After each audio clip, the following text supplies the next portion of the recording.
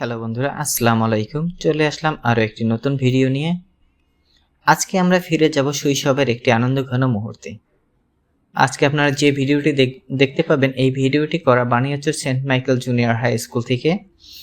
তো Saint Michael junior high স্কুলের বার্ষিক ক্রীড়া প্রতিযোগিতায় বিভিন্ন ধরনের খেলার আয়োজন করা হয় এবং এই খেলায় একসময় আমরা সকলে হয়তোবা অংশগ্রহণ করেছি। চলুন আমরা ফিরে যাই সেই শৈশবের স্মৃতি ঘেরা কিছু মুহূর্তে। চলুন দেখি আজকে খেলাধুলা কেমন হয়। এই যে দেখছেন স্কুলের প্রাঙ্গণ, এটা যেন আজ এক টুকরো আনন্দের রাজ্য। ক্লাসের বই খাতা রেখে পড়াশোনার চাপ ভুলে ছোট ছোট শিক্ষার্থীরা মেতে উঠেছে খেলাধুলার আনন্দে। এখানে রয়েছে মজার খেলা। এই খেলাধুলা শুধু খেলা নয়, এটা শিখিয়ে দেয় দলগত কাজ, ধৈর্য আর আত্মবিশ্বাস। এভাবেই স্কুল মাঠে গড়ে ওঠে আগামী দিনের সুন্দর মানুষ। শৈশবের এই মুহূর্তগুলোই স্মৃতির পাতায় থেকে যায় আজীবনের জন্য। তো আমরা প্রথমেই দেখব প্যাক প্যাক খেলা। তো হাঁসের দল শুরু করে দিয়েছে হাঁটা, প্যাক প্যাক করে হেঁটে চলছে। দেখা যাক কে হয় এই খেলার বিজয়ী। তারপরে শুরু হলো মেয়েদের প্যাক প্যাক প্রতিযোগিতা। তো মেয়ে হাঁসগুলো আস্তে আস্তে হেঁটে চলছে। হাঁটতে হাঁটতে দেখা যাক কে হয় বিজয়ী।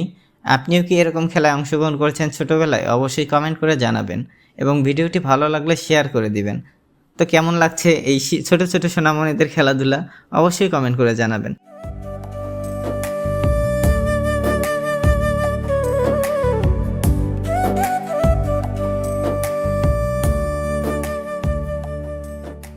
হাঁসের হাঁটাহাঁটি দেখতে দেখতে চলে এলো এক দল খরগোশ।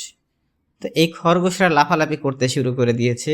সুন্দর সুন্দর খরগোশরা গুটি গুটি পায়ে লাফিয়ে লাফিয়ে এগিয়ে যাচ্ছে তাদের গন্তব্যের দিকে।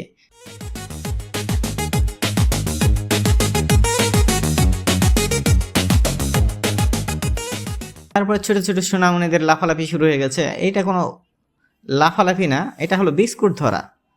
মাছে যেমন খাবার বড়শিতে পেলে যেমন লাফালাফি শুরু করে দেয়, তেমনি এখানে ছোট ছোট শিশুরাও তাদের বিস্কুটটা ধরার চেষ্টা করছে।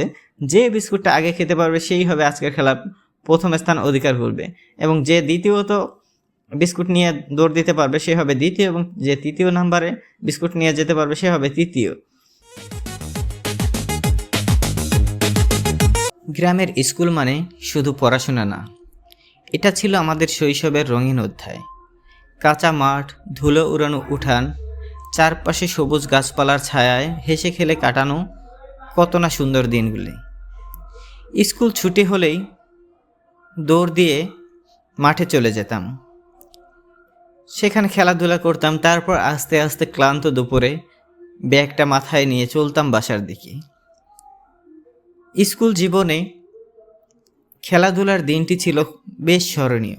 খেলাধুলার দিনগুলো মনে পড়লে আজও মনে হয় কেউ খরগোশ দৌড়ে নামছে, কেউ প্যাক প্যাক খেলার জন্য লাইনে দাঁড়িয়েছে।